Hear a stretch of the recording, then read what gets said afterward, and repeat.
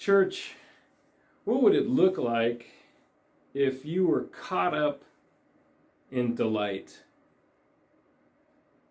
C.S. Lewis, who wrote extensively about Christianity as well as numerous children's books, wrote this story, The Lion, the Witch, and the Wardrobe. I'm sure you're familiar with it.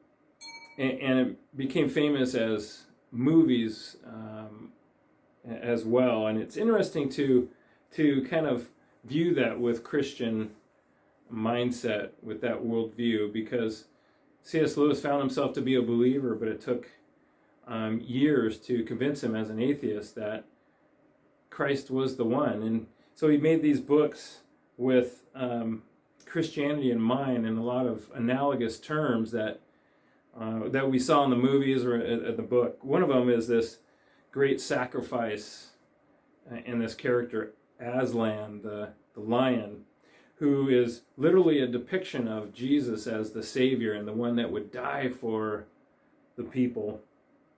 What you may not know is some of the subtle references to that were dropped in the story when it comes to the country of Turkey.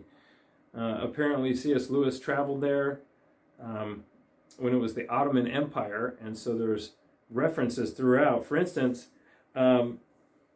Aslan in Turkish language literally means lion. So that's where you get that.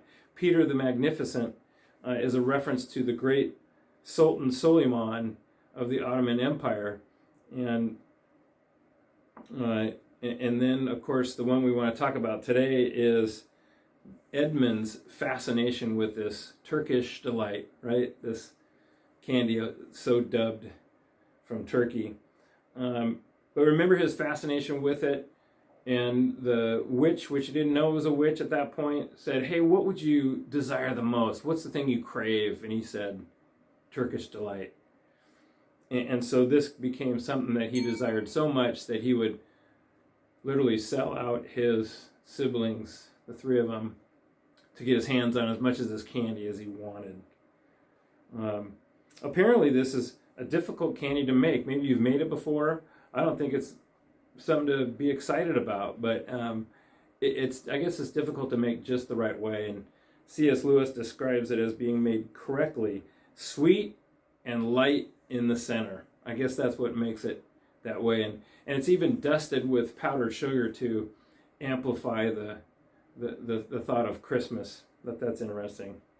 But put into the context of it being during World War II when he writes this book, it gives a little bit of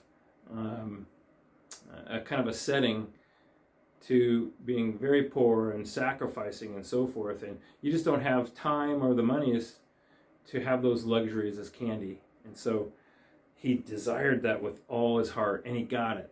And it's this picture of wanting something so bad and having it given to you. But it brings us kind of full circle of what I wanted us to ponder today. What do you delight in? Do you spend time and effort delighting in the things that matter to you most? Well, we all do. We think about something we're going to eat, or perhaps it's we can't wait to see somebody that we feel is special and we love. But in the same way, maybe we get carried away by the desires that are contrary to the main thing. I want you to hear the beginning of Psalm chapter 1.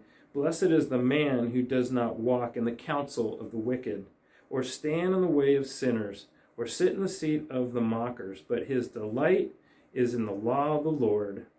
In his law he meditates day and night."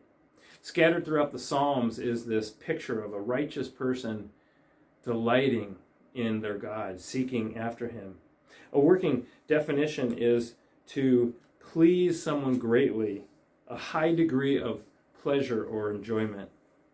Do you delight in the Lord? Find a sense of enjoyment or pleasure just following him? Listen to the rest of this in verse 3 of chapter 1 of Psalm. "He is like a tree planted by streams of waters," listen to this imagery, "which yields its fruit in season, and whose leaf does not wither. Whatever he does prospers. Nehemiah, that great prophet, saw the temple in all its glory, and he also saw its destruction. And when he was ready to consider the building back of it, the rebuilding of it, his head dropped and he wept. And he prayed to God. Here's the words he said, "O Lord, let your ear be attentive to the prayer of this servant," talking about himself, "and the prayer of your servants who delight in revering your name."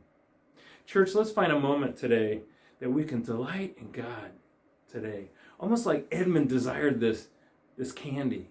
Can we find a way to desire our God and delight in him? Thanks, church. We'll talk to you soon.